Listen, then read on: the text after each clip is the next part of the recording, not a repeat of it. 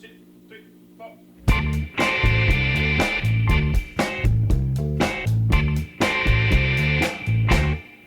Welcome to Off Panel, Sketch.com's weekly podcast. This week's guest is the person behind the beat. It's Heidi MacDonald. Thanks for joining the show, Heidi. Hey, no worries, David. Glad to be here. I've been following your website, your podcast, everything since you first launched it. And in fact, I think I remember we had I had join us, and together we will rule the internet. Talk with you, and you were like, oh no, I got to do my own site. I was like, oh. See, the funny thing is, I remember you posting that in an article, and I was like, I don't remember having that conversation. Well, we didn't talk. It was an email. Who remembers an email? Oh, yeah, that's true. That's true. I don't. I'm always like, well, did I say that? Thank God for Gmail. Jesus. Yeah, having a paper trail is a very valuable thing today. Yeah. So, I guess electronic paper trail. But so one of this is hilarious. I was like looking at the beat, and there's plenty of stuff about being a stately manner and all those things. But I have what do you call yourself? Do you have a title At for the beat? I You're just the beat? I call myself the beat, but I call myself editor in chief. I mean, that's what it says on my business cards. I think when I started the site, which was 12 years ago, maybe 12 years ago, Mm-hmm. or the thing that became the beat, I think it was a lot more arch. I mean, 12 years ago was like, the Paleolithic, well, Jurassic, or maybe even Cretaceous. I think it was not quite Cretaceous, but it was certainly prehistoric in terms of the internet, and pretty much everything that people did was so new and fresh and funny. Mm-hmm. So, I kind of had more of a shtick then, more of a Stephen Colbert kind of, character that I used as commentary, I guess. And then, Mm-hmm. bit by bit, as I think I called it the other day, the brutal Malthusian equation of the internet, as that chips away at our sanity, at our health, and our incomes, it chips away at all the cute little things that you have set up and that nobody really cares about anymore. Yeah, well, I actually am totally down with the like little bit more casual angle that you take, anyways. Just because, like, people ask me, I've had people ask me to be quoted in an article and stuff like that, and they're like, "What's your title?" I'm like, "I have no idea. I'm just like a single guy who runs a site." And so it's like, do I call myself like the editor in chief when I have no one to edit? I don't think so. It's Well, really get some more free stuff. So that's true. Maybe I need to come up with something super grandiose sounding so I can get a lot of free stuff. you know what you should be? You should be like the strategic content marketing brand manager. Ooh, my actual job title is online media strategist in my day There job. we go. So Yeah. it sounds very similar. I just need to carry that over. So, well, you've been in comics for 30 years now. And Yeah. and not to put you on the spot to like make it, I don't know, you don't need to give me your Wikipedia page, but you've been doing the beat for 12 years. But what else have you done? You've had plenty of other roles in comics, right? Yes. Boy, what haven't I done? I started writing for fanzines, which is really the way almost everybody who is not a artist gets into comics. Either Mm-hmm. they were a letter hack or started writing for fanzines. But of a certain age. Yeah. Which I include myself in. So I started writing for fanzines, which actually were magazines like the Comics Journal, Mm-hmm. Comics Buyer's Guide, Amazing Heroes. So that was like the 80s. And then I got a job at Disney Comics as an assistant editor, and I worked at Disney Adventures magazine. And I did that for a long time, where I edited the comics for Disney. And during that time, I think I was the only person employed in all of Walt Disney who actually did comics for a living. Mm. So that was kind of interesting. And it was also the 90s, the time of branding. That's the time they invented branding. So mascots, and 90s is Yeah. the era of the mascot. Speaking of which, so that was the 90s. Then I became I went to work for DC Comics after that, and I worked for both DC Kids line, or I did things like Bugs Bunny comics and Scooby-Doo comics. And then I briefly, those are both pretty brief. I went to Vertigo, Mm-hmm. also at DC. I went from the kids to the adult line. And That's a I pretty did, hilarious transition. I like to span the range. So while I was at Vertigo, I guess my most notable thing is that I worked with Brian K. Vaughan in his formative years, and I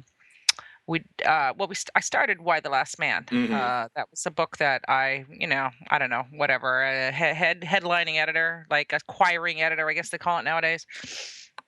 So, and then I did not, that I don't know that period of my life came to an end, a screeching halt, and then I went back to journalism, and I worked on a site called comiccon.com that maybe some people remember. That's where the Beat was launched, and then blogging started. So I started doing that because actually, David, Huh. I'd training for that my whole life. My whole life, What?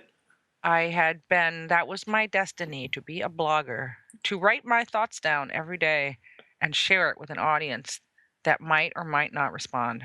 So so yes, so then I started the Beat, and which has gone through what's the law about the the chips getting more powerful all the time? I mean I think the internet is like every 4 years 4 years becomes 2 years. So Hmm. if the previous 20 years of comics life, probably the 12 years of the Beat have been the same, and then like maybe the last 8 years have been, the last 4 years, and the next 2 years, now it'll be the next 2 months. So Hmm. time just gets shorter and shorter and shorter. Yeah, especially because like every day it seems like there's 6 million stories about God knows what coming to us. Yeah. So it definitely time is much more packed than it used to be. Yeah. Well, so besides Destiny, like why did you first decide you wanted to write about comics? I mean, obviously you have a passion for it, but like, and not to spoil later, but I mean, we know it's not about the money. So Right. like, why is that what you do? Well, I guess I just backed into it. Comics are the easiest, like the most welcoming medium, if you call it a medium, or field, Yeah. industry field. They're very welcoming. I've never seen any other medium where or industry where people are like, "Oh, you do that? That's so cool. Hmm. Come on, let's have a drink." I mean, that's almost universal. It's like, "Oh, you do comics too? We should be friends."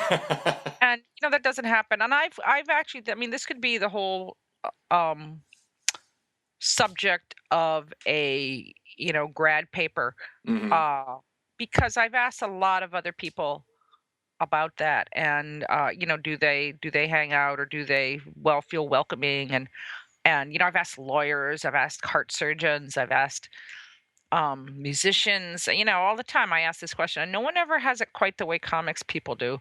Yeah. So it's more like Grateful Dead fans or Fish fans. Oh, you like fish? You can come over to my Yeah, house and have dinner. yeah, that's pretty much, pretty Yeah. much. So I guess it's a path of very low resistance, and that's welcoming, and I think in some ways it was like the thing that was, I mean, it was easier to go farther on a a little bit of skill and determination, I guess. Hmm. So, I mean, I've had a hell of a career, Hmm. and I'm not done yet. But I've had a hell of a career, and I've met everyone, and I mean, I was just thinking, if I was going to be a real dick, I would make a list of cartoonists that I've met, and I've even met Steve Ditko, Oh and wow. yeah, in the offices of DC Comics, Wow. and about the only famous cartoonist. Well, I mean, there's hundreds and hundreds I haven't met, but probably even like the most beloved, influential cartoonist of the last 100 years. Probably the only one that I didn't meet was Hergé and Tezuka. Hmm. And if only I'd been a few years earlier, I could have met Tezuka Hmm. because he went to Comic Con. Back in the And day. yeah, back in the day. So, um, but anyway, I'm rambling a little bit. But yeah, I've had a great, this has been a great gig. I've gotten to meet more amazing people, and and interact with them on a really honest level. Hmm. I think that's something I really, if I was in music, I guess which I was briefly. I was in the music industry. I mean, you meet some cool people and you hang out, but it's not like where, it's just not comparable. I do think it's fascinating. Like you said, honest. I mean, like it seems like when you're dealing with like musicians or like celebrities of some regard or athletes and stuff like that. There's so many people in their lives condition them to like not really say anything of value. Mhm. that I feel like to a certain degree, like not saying that comic folk, aren't going to like try to avoid putting their foot in their mouth, but I mean, you do get a lot more honest opinions, and I do think it's pretty interesting, having that experience. Right, right. Well, I think I remember when, Jack Kirby died, Hmm. more than 20 years ago, and, probably the most influential American cartoonist, Hmm. at least on genre comics. And, I think somebody wrote that he was the most humble and accessible of geniuses. And I mean, it's so true. I mean, he definitely thought very highly of himself. Don't get me wrong. And he actually thought that he was deserved all the credit that Stan got, Right. and he did. He was right about that. But so he wasn't really that humble. He's actually had a very strong ego, but he was just so approachable. I mean, he loved attention, and he would have kids come over to his house and give them cookies and milk. Or cookies and milk. I mean, kids who were fans. When people Yeah. found out what he did, him and Roz were very, very inviting to them. So, yeah, you don't really, David, I'll tell you why that is. It's because there is no money, and it's because there is no fame. Even the most famous cartoonist can walk down the street, Hmm. and unless it's, I don't know, Matt Groening or Neil Gaiman. I don't, are they even cartoonists? Not, I guess Matt Groening. I don't know. Not I don't really. know. Neil Gaiman is very cagey about where he goes now. He doesn't. Yeah, he's very careful about his exposure And I think to. people would definitely recognize him, and like Yes. there'd be a certain level of hysteria with like a certain type of person if he came around. Right. I mean, I've run into him on the street, and Matt Groening on the street actually when I lived in LA, and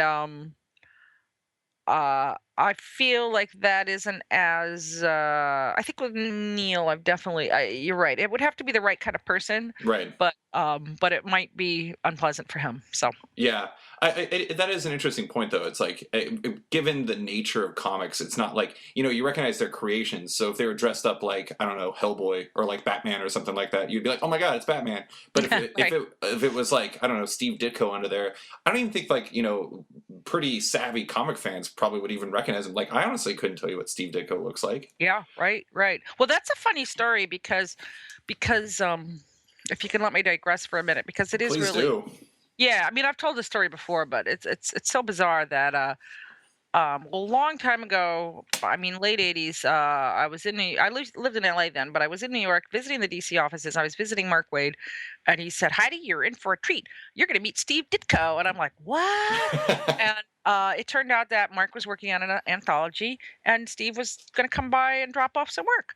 So, I was kind of like sitting in his office, like waiting for Santa Claus, waiting for Steve Ditko. And sure enough, Ditko comes in, and he's just like this older guy, and wearing a hat, and just says, "Well, here's the pages," and Mark's like, "Oh, thank you. Oh, by the way, this is Heidi." It's like, "Oh, okay, nice to meet you. All right, goodbye." Well, okay, see you, Steve. I mean, that was literally about as long as it was. It's very, very brief, but it was pretty exciting for me. Oh Like the yeah, guy did not have a lot to say. Let's put it that way. yeah. Well, so then flash forward to 10 or 12 years, and I'm working at DC. And there's 3 floors. There were 3 floors. The New York office. I don't know, 3 or 4. I have 3 floors. And I was just happened to be, I don't know, like going through. It had a very, like all office buildings, had a very elaborate reception system, different floors, and all this sort of stuff. But I think you had to go out to go to the bathroom. So I just happened to be going through the hall, and I saw this guy, at reception, and then like sitting down and waiting. And I thought to myself, "Huh, that looks like Steve Ditko." And I thought, "Oh well, I mean, what are the odds? I mean, Jesus." And just very momentary. And then I don't know. I think he was there to see Mark Chiarello again, because I think he did some work for him on the Batman Black and Whites. I could be wrong. I don't actually know what he was working on, but I did happen to be talking to Mark, and he was like, "Oh yeah, did you know Ditko was in here today?" So And you're like, I saw him. yeah, but I mean, like I that just let alone meeting Steve Ditko and then having an opportunity to say to yourself, 12 years later, "Hey, that looks like Steve Ditko." It's good. It's So it's probably it's probably a good thing I didn't have that experience, because I'm like, for the most part, I'm pretty good with comic people. But like when I meet, like one time I met Scottie Pippen, and I'm a huge NBA fan, and I was like a train wreck. It was like the biggest embarrassment of my entire life. And like apparently, like I was with my parents at the time. I was like in high school, and I went to a game, down in Portland. And anyways, I ran into him after the game at a restaurant, and like I got his autograph. And then like apparently he reached out his hand to shake my hand, and by at that point I was like near the elevator because I like basically sprinted away because I was nervous. Right. If I ran to Steve Ditko, I'd probably be similar. Uh, but so you've been working in comics for 30 years, and obviously a lot's changed. I mean, like Right. it's a lot of the stuff is technological, a lot of stuff is just how they're produced, things like that. But like I guess over those 30 years, what have been like the most exciting changes for you, and like what are you surprised to see? Like let's reverse that a little bit. Like how different would you say comics are now from when you first started in a general sense, if at all? Hmm, well, that's an interesting question, obviously. One of the things about comics is that uh people have long memories and love their continuity. Mm-hmm.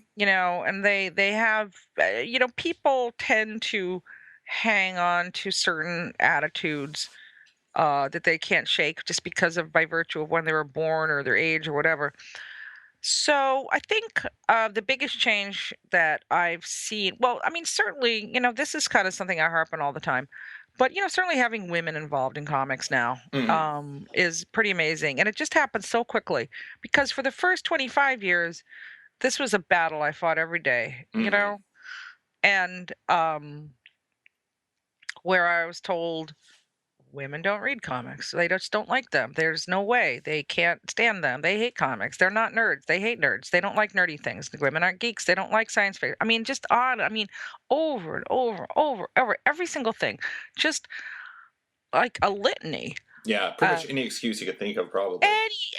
everything. Women aren't visual. Women don't like to read. I mean, Jesus What? H. I don't bullshit. Sorry, I don't know if you have adult language here, Nah, I but don't care. you just went over the line.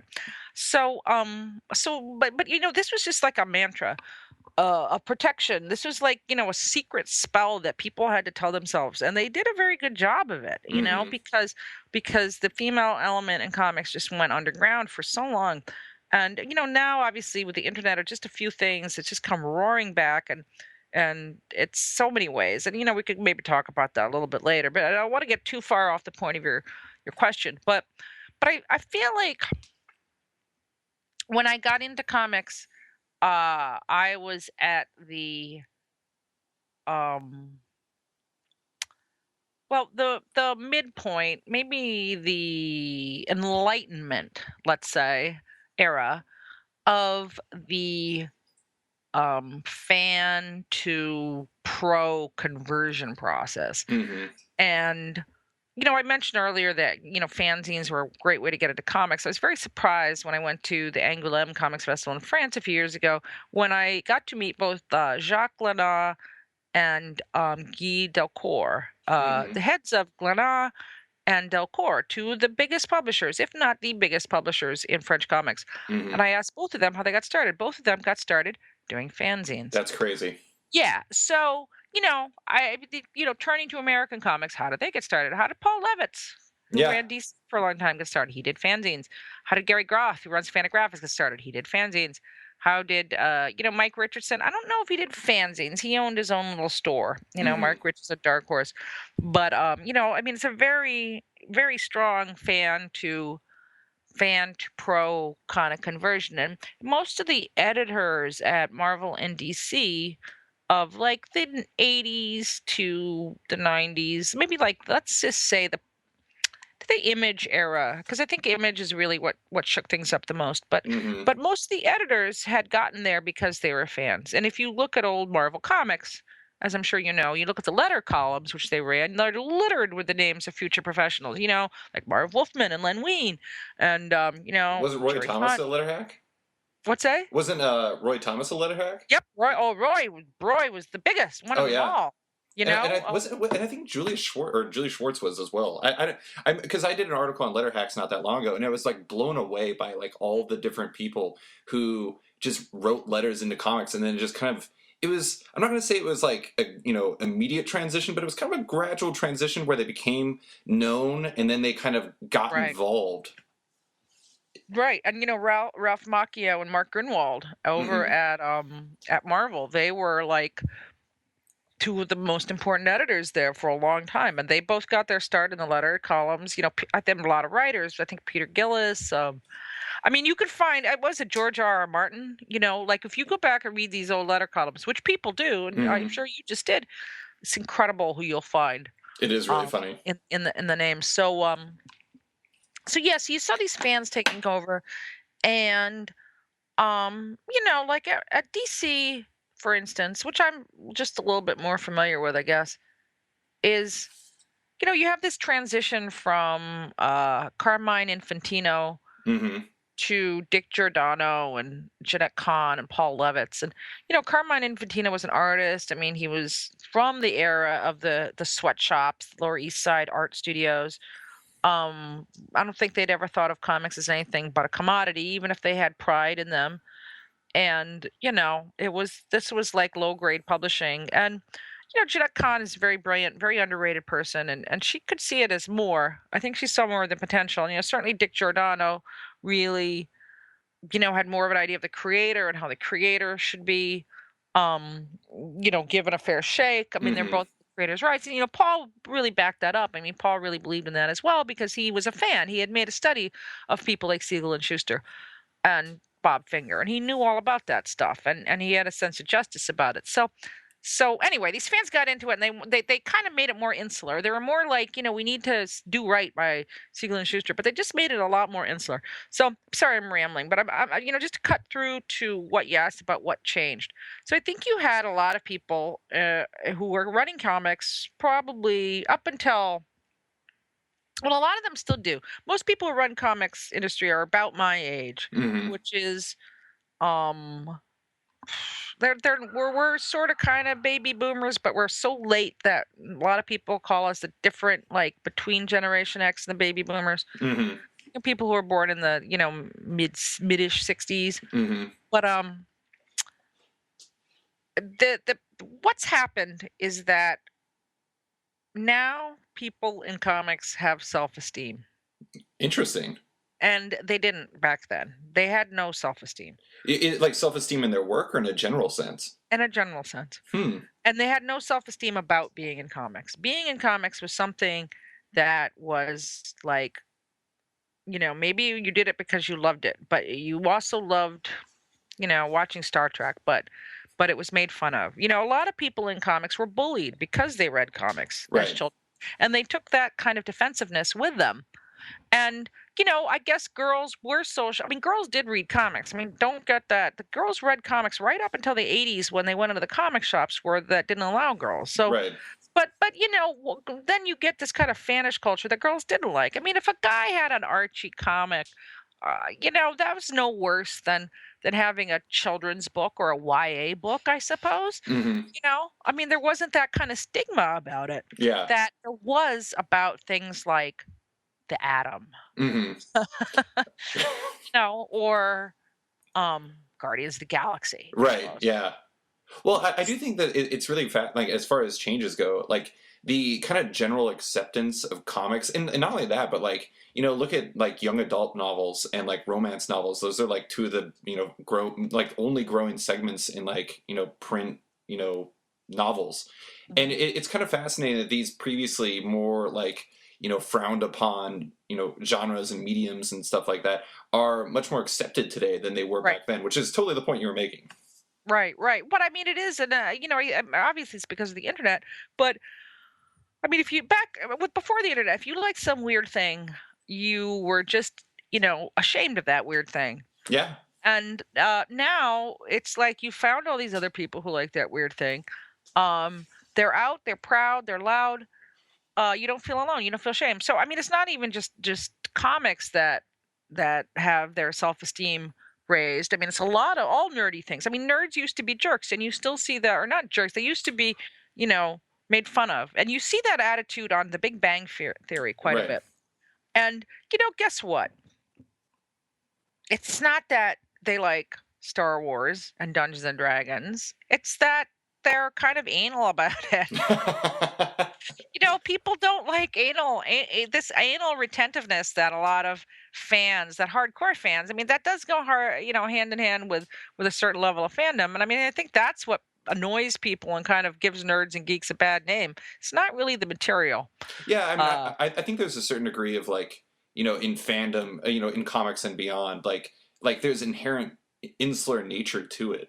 Like, mhm. I don't want to say it's like there's like exclusivity to it, but it's like, I mean, honestly, like one of the weird things for me is I honestly didn't have a comic friend, like a person I talked to comics about until I was probably 24. Wow. Which is crazy. I mean, I grew up in Alaska, and like they had to deliver our comics by We dog didn't have a sled. friend, period, Yeah, but, exactly. Well, a few towns over, there was somebody, but I mean, and that was just an interesting thing for me. I mean, I'm not saying that the internet completely opened it up for me, but it was interesting not having somebody to really talk about this thing I loved for an extremely long time. right, right. And, before the internet, before you went on Twitter or Facebook and talked about the things that you liked, um, if you were a lonely kid, you'd just go home and, you turn on the radio and, open up a book by your favorite author, and that musician or that author became your entire society. Hmm. That you built all your hopes and fears, of identification with. So that's a big thing that comics had. Plus it was secret knowledge, which Hmm. always breeds this kind of insularity. And nowadays, it's really just busted wide open. And this is I sometimes I do another podcast called More to Come, which is for Publishers Weekly, and with Calvin Reed and Kate Fitzsimmons. And sometimes Calvin and I, sit around and we just say, you know what? I could almost just do a mic drop now. It's like everything I dreamed of that I believed in has come true. Hmm. And not that there's not problems, not that there's not still some things, but there's so many great comics and so many formats by so many people. The schools are bustling. Women are reading comics, children are reading comics. They're read in all across the globe, and I know because I track that closely. There's nascent comics cultures just Hmm. everywhere, and comics are in the New York Times not once a week, but once a day. Well, look at Noel Stevenson with the National Book Yeah, Award. I yeah, mean, it's that's huge, huge, huge, huge. I think that, I mean, that's one of the things I was going to ask you about is like, I mean, and again, not to say that it's not worth talking about the fact that there's like negative things today, but it seems like, there's a lot of focus on the doom and gloom of comics, and Right. I really do think that in 2015, nearing 2016, like, granted, I grew up during the 90s, which was like really definitely looked now upon as like a very dark age for comics. Right. um, but I mean, I really feel like this is about as good of a time as comics has ever had, both in terms of general acceptance, but also like quality of comics. I think I even asked Art Spiegelman that one time, and I think he agreed that it was pretty darn good. Hmm. It definitely is. And I mean, I track this quite closely just, for virtue of working at Publishers Weekly. I mean, I've also worked at Publishers Weekly for 12 years, and believe me, this is where you can totally see how comics have gone from, what are those, to I want some of those, Right. to we must have some of those. And then it goes back to who needs those? You know. But yeah, the coverage on Publishers Weekly now, there's regular comics and reviews all the time. Uh, I just want to hammer back on that point I was making, though, just in case I didn't do it forcefully enough, though. I think that there was always, and you talk about people complaining. There was always, because of the social stigma of being involved in the comics industry, Hmm. and that's not a made up thing. I mean, if you go back and you look at, even movies and TV shows, there would be a cartoonist character, and the character would always be treated with like this, "Oh my God, isn't that bizarre?" Yeah. Or "Isn't that hilarious?" I mean, there was some movies that had cartoonists as characters, and they're, even Chasing Amy. Look at that, Oh yeah. yeah, the Tracer. And Yeah. so this is not, it wasn't just entirely in everybody's mind that if you worked at the comics industry, you're kind of a low person on the totem pole. And this, made people act out and made people really not want to do anything and not, be very reactionary about things. And there wasn't that much money in it, so it was very hard to try new initiatives. And people just believed in what they believed, because this was a refuge. Comics, I always say this, comics are a safe space for men. They really have been for a long time Hmm. perceived as this safe space for men. And um that's a safe space is always in somebody's interest to preserve. Yeah. So with the influx of new readers, I think people can stand proud now. And they say, I'm a cartoonist. And people say, that's really cool. And they Yeah. mean it. That is really fantastic. I Yeah. mean, and it's definitely like you said, a sea change. I mean, honestly, like, and I don't think I've ever admitted this in like actual public. So congratulations, you're hearing this. Oh, boy. I mean, like I stopped reading comics for like 4 or 5 years when I was in high school, and to be honest, I stopped because of the way it was perceived. And I know that, like, the funny thing is I actually started reading again because like I was in college and I was like, becoming more of an adult and all those things like that. And my mom, of all people, like asked me why did I stop reading comics. It was something I loved, and she suggested, Aw. she actually told me, she's like, take $20, go to your comic shop and pick up a comic. And guess what I picked up? Why the Last Man. Oh, see, I have to tell you, I hear that so many times. I mean, I have never, and people don't know that I had anything to do with the book, you know? I Hmm. mean, I don't go around talking about that. I don't go to dinner on Why the Last Man. So I don't bring it up unless I'm asked directly about it. But so many times people will be like, I'm like, "Oh, what kind of comics do you read?" And unknowing, they'll just say, "Oh, you know what I got me into it was Why the Last Man." Hmm. And boy, does that make me feel good, you Yeah. know? I mean, because I I believed that that was the kind of book that everybody would read, you Hmm. know? And that's why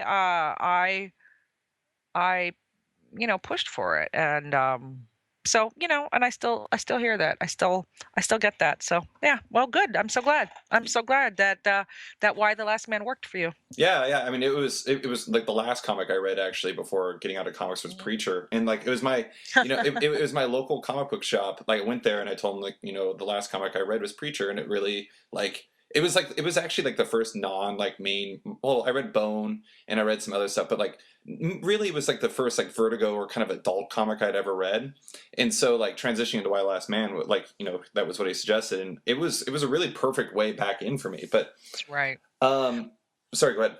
No, no, no, no, no. I was just going to say that's interesting that you're talking about these, late 90s or mid 90s comics. And, even though that was a bad time for the industry, it was the low point really, since um, the Wortham hearings, the Comics Code era. But Hmm. there was some really good stuff being done. And, it was laying the seeds, planting the seeds. I actually talked to Scotty Young about that on a podcast a while back, and we I do feel like to a certain degree that not to totally derail us, but like the '90s, because of what the way things went, a lot of the comics have become underrated over the years. Yeah, I agree. Yeah. So to get back to the beat, I know it's like, you're all about comics culture. It's not necessarily about running previews, not necessarily about running reviews and stuff like that. It's about the culture. But Right. what would you say, like, as the grand poobah? What would you say your main objectives for the beat are? And another thing is how has that changed over the years? Because obviously it's a lot different than when you first Right. started. Well, I think when I first, when I started doing the beat, and it started as a column on the Pulse, which was the news organ of Comic-Con.com. Hmm. So it was a column for about a year and a half, 2 years. And then, blogging started. Software like movable type and WordPress were coming along. So, blogging was exploded. And they were like, "Let's do this as a blog." And so I was like, "Sure, that sounds good." And there wasn't any blogs, I Right. mean, I was like the first, maybe Journalista. I think Journalista was around before me, Hmm. which was an old blog that ran on comicsjournal.com. So, but I mean, there was a lot of individual bloggers, but there wasn't what was more of a corporate blog. Hmm. So, but I got so spoiled because, anything I did was the first time. People just hadn't there wasn't like these trillions of pages about every single fucking thing in the universe Hmm. on the internet, So I would be like the first person to write about, Thomasina, the movie Thomasina or something, Hmm. or some old comic book or tell some anecdote. And I mean, it just was incredible. I mean, the attention was like amazing. I mean, people would read something I wrote in my blog and then they'd be, I'd get these emails and be like, oh, this is such a great interview. We'd like you to interview Bruce Campbell for Whoa. for the podcast or for the DVD of Xena, the complete set. I mean, that happened, and you just got all these opportunities, and it was fresh and it was new, and you were the first person to do it, and it was great, and traffic was insane, and then gradually everybody else started doing it too. Hmm. And blogging, and I gave that advice to people. It's like, oh, well, you should start a blog, like get your own little thing out there, like create your brand. Yeah. So I mean, that's kind of how it's changed. It's like there's literally hundreds of competitors out there. Right. And So we're all coming for you, Heidi.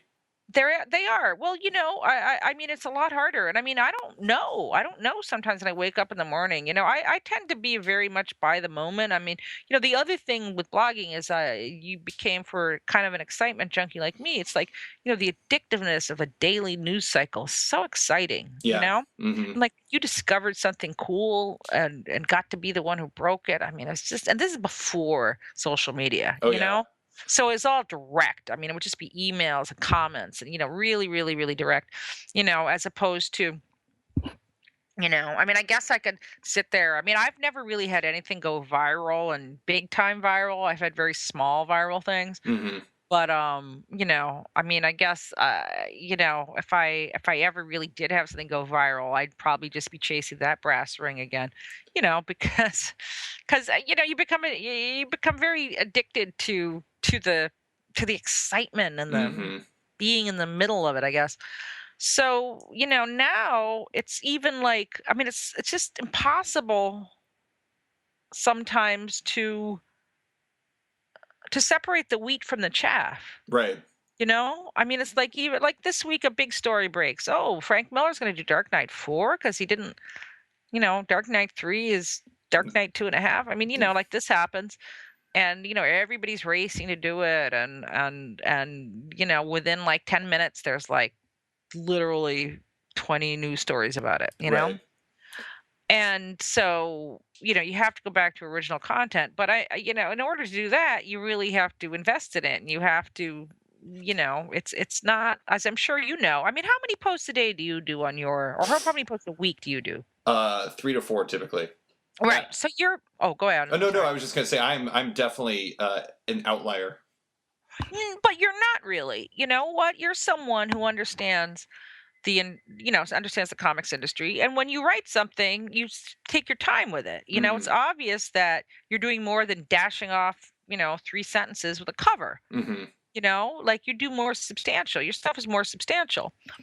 And, that's how it should be because, everybody's doing the 3 lines in a cover snark, but then it's like, I mean, I don't, I mean, I make so many mistakes because it's generally just me. I mean, I have some writers. Sometimes I have a huge staff. Sometimes I have no staff, and but day in and day out, it's my site. I'm the breadwinner You are the for the site. beat. I am the beat, yeah, and I don't know. It's really hard. I mean, there's no way one human being could possibly even cover 1/10 of what's going on in the comics industry Yeah. on Well, a daily basis. so as you know, I originally was with Multiversity, and I was Yes. there for 6 years. I was there like 2 weeks after they started, and basically there until like I don't know February of this year. And I was doing a lot of the news coverage where you're just dashing off and trying to get something up as soon as possible, and it was just like it was exciting, and it was like a news story dropped, you get it up, get it up, get it up as fast as you possibly can. And but at the same time, like I think like that's part of the reason why you see some sites go away. Not just because there isn't a lot of money to find from or get with it, but also because like I think you can get burned out pretty quick from it. Yeah. Yeah. And anyways, and like when I was doing that, I was doing long form articles and I was doing kind of art features and things like that, and it kind of just it refined it showed me what I enjoyed to do in the process. Mhm. And so when I decided to do sketch, I decided just to, like it's more of a hobby for me. And so it just became more about like focusing on the things that I enjoyed. But, one of the things I want to bring up, and this is going to be a super long winded question, but, I think that there's a really interesting struggle in today's world because, for sites, like for sites of all varieties, it's all about getting Mhm, it up fast, and it isn't necessarily about getting it right, and it isn't mhm. necessarily about making it even like quality. And like Right. you look at a site like Grantland, and it was, I don't know if you read Grantland, but Sure. it had a ton of great content, a lot of really interesting long form content, and it was backed by ESPN, but it still failed. Mhm. And for you, how difficult is it to balance, like, trying to create those rapid fire stories that you kind of need to be able to, you know, fill the site up and start bringing in traffic, but also, like, the side of you that wants to really dig into a subject and, like, write about something of, I don't want to say of value, but like of a more deep value, I guess. Sure, more substantial, Yeah. sure. Well, one thing about Grantland is a lot of that was a personality conflict between the guy who started the site Yeah, totally. and John Skipper, who runs ESPN, who used to be my boss. Actually, I used to work with him at Disney. Oh, crazy. Yeah. And so yeah, and I gotta be honest, I don't even get that. I mean, I keep hearing this, and every story I read about Bill Simmons, it's like, says that, but then they never explain what it was. I don't even I must have missed that blog post where it explained why they hated each other, or what went on there. But I mean, it's true. Nobody ever shuts down a business that's making a ton of money. Exactly. Yeah. So I mean, they wouldn't have shut down Grantland if it was a cash cow. Right. So, but yeah, I mean, the one that really sent an icy arrow through the hearts of most people was when the Dissolve closed down. Hmm. That was a site that was run by Pitchfork to be about movies. Again, it had brilliant writers. There's so many brilliant writers out there. Yeah. And was great. I checked it out. I linked to it and everything. And then there was just like, I mean, I don't think it was even that long. It was only a couple of years. They're like, oh, we can't do this. Just this week, at the beginning of the week, Gawker Hmm. Media, the grandfather of them all, had a big reorganization, and they folded IO9 into Gizmodo. Now, if you had asked me, I would have said like, what geek site is doing well? I would have said, oh, it's got to be IO9. Oh, I mean, totally. because they even have their reads or their links up there, and it's like between 10,000 and 210,000. I mean, it seemed to have lots of traffic. I got a link from IO9 one time, and I was like, oh my God, what is happening Yeah. to my website? Is it going to crash? Right. Exactly. So, yeah, it was that seemed to be a very successful site. But you just, Nick Denton, I mean, he kind of, I loved, oh my God, there was a couple of pieces that just talked about Gawker, and, now it's leaving celebrity news. It says, Gawker, which did so much to invent the tone of snark which has informed the internet. Hmm. And I mean, it kind of is true. They were sort of the first snarky bloggers, you know? Hmm. And I mean, they based it on Spy magazine, obviously, but They were the first ones to do it in a big scale they online. were, they were, and that I think other people would have invented snark too, but they can't stand still. I mean, I'm pretty lucky in that I sort of stood still with my business model. I mean, I haven't really changed it that much since I started, Hmm. if at all. I mean, it's not like I do sponsored posts and hire tons of people. And, I mean, I've had opportunities to sell out, and I stupidly didn't do it. So, um, because I enjoyed it too much, and I still enjoy it. So, but I think it's more sobering. I mean, I think for the first time, uh I mean, I think blogging, personal blogging, like, it's just coming to an end. I mean, personal websites are not corporate sponsored. I mean, it's just over, game over, man. Yeah. And I mean, you see that with Multiversity. I mean, I don't know what the backstory is there, but you guys started out, you did a great site for a while, get an Eisner nomination, and then one by one, good night, I'll see you in the morning. Do, do, do, do, do, do. You know. Thank you for being the first person who ever sang on my podcast, by the way. Well, I can't possibly be, but No, you anyway. totally are. Wow. Well, anyway, it is totally like The Sound of Music. Hmm. And and I mean that's just happening everywhere. Hmm. I have some I have Alex Liu as the managing editor. He's listed as the managing editor of the Beat now. And I met him last year at New York Comic Con. I did a panel on comics journalism. He came up and he said, oh, I'd love to do some writing. I didn't answer him back for 6 months. but I had kept that email, and then I wrote to him, and then I was like, "Oh, I read some of your writing and these other sites. It's pretty good. Why don't you do some stuff?" And he's really dedicated. He's really awesome. But he's so awesome that he got a really good job, and now he's like helping put together a forum to talk about sensible policing in communities. Wow. I mean, really important things that Hmm. that change people's lives. So it's kind of hard to say, you know what? Can you just write about this newish Deadpool? I need you to talk about Lobo instead of that. Yeah, yeah, yeah. So, yeah, I don't know. The other night I was out and hanging out, drinking with some friends, as you do in New York. That is what we do all the time. We And do that to stay warm in Alaska. yeah, yeah, yeah. Well, you must have the ice boats, the ice fishing, but that's a whole nother podcast. Oh yeah. But anyway, and this guy comes who I don't know, and just I don't know. I said I ran a website, and then he started asking me these really pointed questions, and then it turned out that he runs a ad network, and Mm, that I'd even heard of. And, he started out doing just running cool websites that ran things that people wrote like we did, hmm. and then he saw the handwriting on the wall, and then he did like an ad network. But yeah, I asked him, so what do you think? I mean, everyone is sitting there. I've written about this, the ad blockers. South Park this week was about ad blockers. Really? Yeah. Oh my God. You haven't seen this week's No, South? no, I need to. It's called sponsored content. Oh my That's the god. name of the episode, and that's all I'll say. And just go watch it. Everybody listening to this, if you've seen it, you know what I'm talking about. So anyway, but I mean, this is, and the power likes power, and money likes money, and all the power and money has become once again concentrated in a small number of people. Once it was Condé Nast, now it's BuzzFeed. Hmm.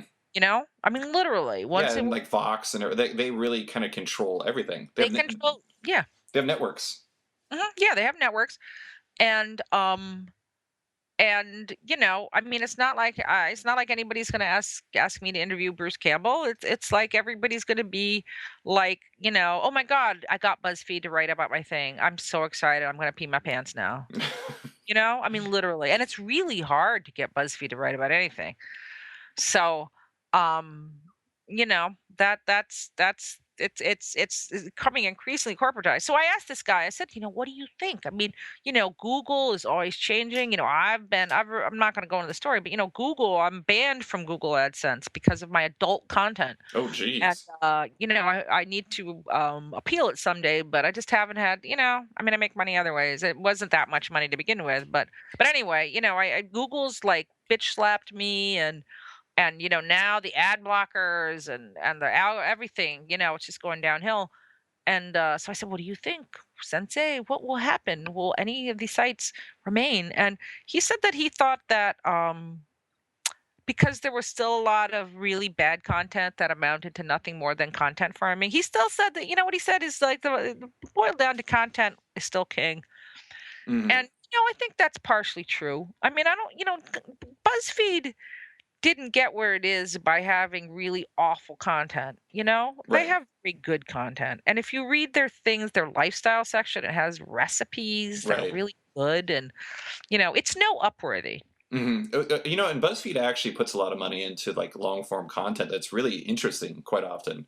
Right. As one of the things that came, like I saw a lot of talk after Grantland went down, and there was a lot of talk about how um, advertising monetizing or on sites is based around volume. You're wanting to get more visitors, you're wanting to get more page Right. views, you're trying to get all that, which is why you have so many different galleries and all that stuff that you see, like top 10 lists that you have to switch pages for each one of them. Um, but anyways, like I saw somebody talking about like how the model needs to shift towards, instead of breadth, more depth. Hmm. And I don't see how, like, you're basically asking the advertising industry to completely have a sea change as to how they work to do that, because you look at like an article for Grantland, or like even one of mine, like a lot of my articles, like average read time is like 9 minutes, Right. and that's That's great. forever. That's so long. Well, I know I write too long. That's my big Yeah. problem. But anyways, but and those articles aren't necessarily read millions of times, but like an average of 9 minutes is pretty fantastic. And I guess in that time, if you had like interstitial ads worked in or something like that, you could get a lot of value out of it. But I don't know. I just think it's interesting because like the way that the internet works, it definitely rewards more.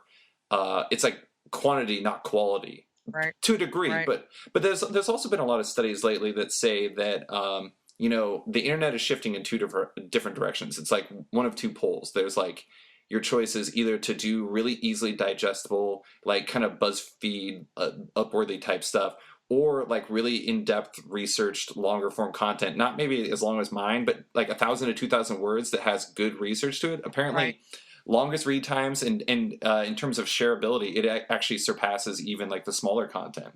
Right. So, you know, that sounds like a lot of the stuff I used to do when I had time to do it when I started the beat. If you could see the very early beat, which you can't because it's taken offline, it was like I would write like a big 1,000 word essay every day Hmm. and do little short news pieces. I mean, what the? Well, I was a lot younger. Although and yet I was not young. That's what's interesting. But I mean, the amount of content I turned out every day was insane. Hmm. Um, my husband is also a writer, Ben McCool, and Hmm. he writes comics, and now he works for Tech Times. Actually, he got kind of a day job writing for Tech Times, and he literally does exactly what you just said. I mean, he researches the story and spends the whole day researching and putting it up, and his stuff gets really good attention. Hmm. It's among the best stuff on the website, and I think part of it is that he's a good writer, but it's also like you can tell it's not just like um you know like Haphazardly put there's a together. there's a new Deadpool book. It's Right. about Deadpool. I read that article. Yeah, yeah, yeah. So, and I do plenty of that. Don't get me wrong, I do plenty of that. Um, but I mean, I would say that I think that what you were just talking about, the two ways to go, I think that's accurate. You know, Hmm. I think people do want some I mean, what I brought up Upworthy is because Upworthy plunged so quickly, you know? Yeah. It grew very quickly, and then everybody said, I do not show this on my timeline, you know? Yeah. Because we got burned. We Well, got burned. and, It was and like, what happens at 2 minutes will make you cry. Yep. Well, and you're exactly right, because like sites like that are all about leveraging social media, and like as soon as like you or I or all of our friends start saying unfollow, I don't want to see this type of content, then the jig is up. Mhm. And it's very fascinating. I mean, I don't know. I just think it's really interesting because it's like the internet has definitely made it to a point. Like if you're going to write about things on the internet, it's really kind of gotten to a position where you have to make a choice between, do you want quick or do you want research? Like the middle Right, ground is death. Is death. right, Like you really can't right. do like that mid tier stuff. Yeah, yeah, I think you're right. I think you're right. And that's kind of what I'm grappling with, at the beat. I mean, it's like I mean, I mean, one of the things that everybody talks about is that there's no money in it. And, we talked about this. I was on a panel. I did a panel on comics journalism in San Diego and the multiversity Matt editor chief. Yeah, Matt, who Milikov. Melyukoff. Yes, his name. I always get him mixed up with David Dizaniaki. So funny. Long But and confusing last names. yeah. So, but we talked about that on the panel and how uh most sites don't pay their people. Hmm. I mean, I always say when I have money, I do. Uh, but I don't often have money. So, when I get a big freelance gig that pays a ton of money, I disperse some of the funds, Hmm. back. I pay it back as best I can. But most sites are volunteer, and you burn out very quickly on that. You burn out very quickly if you're paid to Yeah. write 10 posts a day. You know? Well, and I have to admit, like, since I started Sketched, I was actually approached by somebody who wanted to pay me for what I was doing. And I was just like, again, stupidly, I made a decision. You're like, no, I'd rather do this for free. Mhm. Uh, and the reason why is because I'd already sunk money into, starting up Sketch and doing my own thing. But it's just, and also, like, I don't know. I gotta admit, Heidi, I'm kind of a control freak. And Mhm. so, like, I like having people edit my stuff. It's great having other people do it, but it's just like I really just kind of want to write what I'm interested in, Mhm. and that's the tricky part. But one thing I wanted to ask you about, you've written a number of articles on like kind of the state of comic journalism in general, like where like with sources and with God, what was it? The recent thing with Hannah Means Shannon. I forgot what the article you did Right, was right. called, but anyways, like it I said seems like it was about disclosure and comics disclosure. journalism. That's it. That's it. Um, anyways, so you read a lot about that stuff, and one of the things I was curious about is like it seems like I don't want to say that you're trying to be like the mentor to like the existing world of comics journalism, but given the fact you've been doing this for 30 years, is it important to you to like kind of pass on your knowledge as much as you possibly can? It is, and I don't. I mean, it's scary to think of myself as a mentor of any kind, but I about I think 3 years ago, I brought on a whole bunch of new writers, that was probably the happiest I ever was doing the beat because they were so amazing, and it was just like like the all stars, man. It was just Hmm. like the Yankees. It was, I had Hannah. Hannah was the writer, and Steve Steve Morris. Morris and Zainab Akhtar. Probably the most important new writer about comics to emerge Hmm. in the last while, and Henry Barajas and Todd Allen. And like and a few other people. But I mean, they were just like. I mean, I can't think of five better writers. I would have them back in a second, Hmm. and they all they did groundbreaking stuff, I mean, and like just put so much attention on things that I didn't know about with such passion and really revealed a whole lot of things about comics. And but then they all went on. Here's the thing. It's like they all went on to do their own thing or to get paid to do it. And Hmm. I'm just really proud of that. I mean, that's the right thing. It's like you should in an ideal world. And it's you see, the exposure thing is so true. Okay. It's like you can't do things for the exposure, but you can do things for experience, Right. you know? And I think, having a place to intern or, I know that's a bad word too, but it's like, I did. I mean, I learned writing for fanzines too. I don't know what I learned, but I learned something. And, I'm really really pleased with that, and I have a very good crew now, and I've had some people who don't do it, like Jeff Trexler, writes the beat pretty often, Hmm. and he writes about legal things. He also writes about it for the Comics Journal, and I mean he's pretty amazing. He's a very very very important writer about comics, Hmm. and so I mean I don't need to mentor him, but I there's a real generation gap going on right now. Hmm. And a lot of people don't want a mentor because they feel that the new generation or the digital native generation or millennials, although the oldest millennials are 35, so that's certainly old enough to quote know better unquote. But Right. whatever the current the next mid-level millennials are called, they are very much about creating their own vocabulary Hmm. and rewriting things on their own terms. They're children of social media, uh they have a different way of looking at things. And I mean there's been, I think, when I wrote that thing about disclosure in comics journalism, obviously there'd been some stories that were attempting to be really hard-hitting journalism. Right. And I had spoken to quite a few people, not all of them, but I've spoken to quite a few of the people behind some of those efforts and, offered my own 2 cents. And, um, I mean, this shit is hard. Hmm. That's what I'm trying to say. This shit is really hard. And I don't think a lot of people understood quite, um, the level of dedication that you have to have in order to do this properly, Hmm. and I mean, I'm not saying I have it either, but, if the great reporters are great reporters because that's what they do, Right. and like, it's a cliche, but I mean, there's so many cliched reporters in comics, from Clark Kent, Lois Lane, Hmm. Ben Urich. If you watch Daredevil Netflix, the character of Ben Urich is, this cliche of a character, but yeah, I mean, the type people I know who do that, there's a little bit of truth to Oh it. yeah, yeah, absolutely. Well, Anyway, but just to finish that thought, it's just like, I mean, I really wish the best for these people and their intentions of these people. I sound so horrible. I'm going to get so much shit for this, but although they wouldn't listen this far. So, if you do, write me an email. Okay.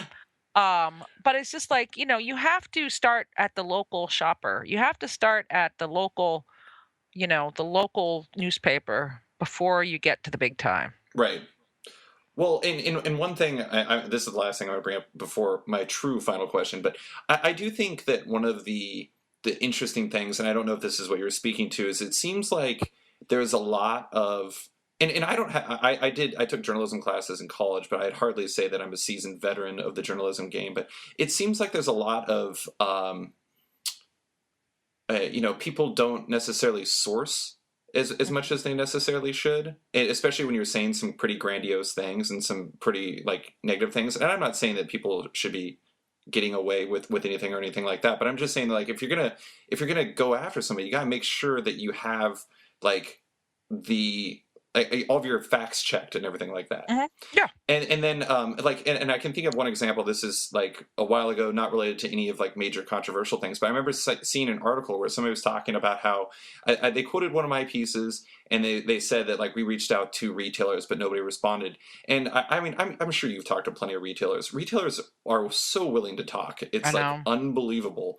And like and not trying to make them seem like they're puppy dogs or something, but if you really want to talk to people, it's really not that hard. You just have to kind of do it. Right. It's And like you just need to get like a little mailing list together. yeah, exactly. Like I have like a pretty extended list of retailers that I can go to at any time, and like they want to talk because like I listen and I don't misrepresent them.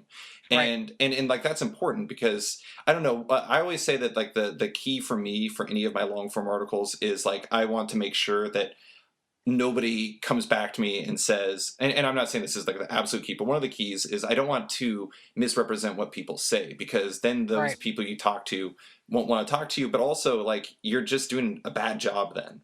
Right. Right. Um, yeah, it's interesting. Mm, Well, no, it is, and I mean, how to handle sources and how to, this is again, just to go back to what we were talking about at the start of this podcast. It's a very collegial industry. It's very chummy. It's very clubby. Some would say cliquish, Hmm. but I mean, it's chummy, Hmm. and it's very hard to be dispassionate enough about the people you're writing about. And so, I mean, that piece, I think I kind of had my say. It's like there's not enough money in that. And, we've been talking all year. I mean, this is like the past 12 months, just been a uh, genocide of comic sites and editors. Hmm. I mean, I think the Beat and the Comics Reporter and are the only ones that haven't had a change, just about. And I mean, CBR is pretty stable too, but and this is there's no money, there's no prestige. I mean, you have to do this for love. You have to. There's Hmm. just no other reason to do it. And and so there's going to be conflicts of interest. You just need to educate yourself as to what they are and be honest and upfront about them. And I think this whole thing kind of made me be a little bit more honest about, because I just assumed people knew. I mean, it's not like I'm going to say, oh, by the way, I work for DC Comics every time I write a story about DC Yeah, Comics. That was so long ago. It doesn't even, you don't want to post your resume on every single article. no, no, no, no, no. So, um, but if it's current, like I was writing about, like if I'm a guest at a show, generally I talk about that. I'm promoting my own appearance. Like I'm a guest this weekend at New Jersey Comics Expo. So I just made sure that every time I wrote about it, I said, hey, by the way, I'm a guest. Hmm. So I was very clear about that. And I just trying to be, there's so many identity politics going on too. And I think people get caught up in that also. I mean, I think even when people mean well, it's also like, it's not always I. It shouldn't start with I. Don't Hmm. start the story with I. Yeah. Just a little word to the wise there. I'm totally going to start this sentence with an I, but I do think it's interesting how, like I do think that like a lot of the conversation about like disclosure and everything, it's interesting, looking at that conversation now and like look at like the fanzines and everything you were talking about earlier, because it's like, writing about comics transitioning into working in comics has been around since comics were comics. Right. Yeah. And, Yeah. And so, I mean, I'm not trying to devalue arguments or something like that, but it's not new, No. and it is just kind of interesting. Okay, so last question, true last question for you. This is your time to be Oh happy dear. about things. Oh. It's 2015. Comics are great. What is making you really love comics right now, Heidi?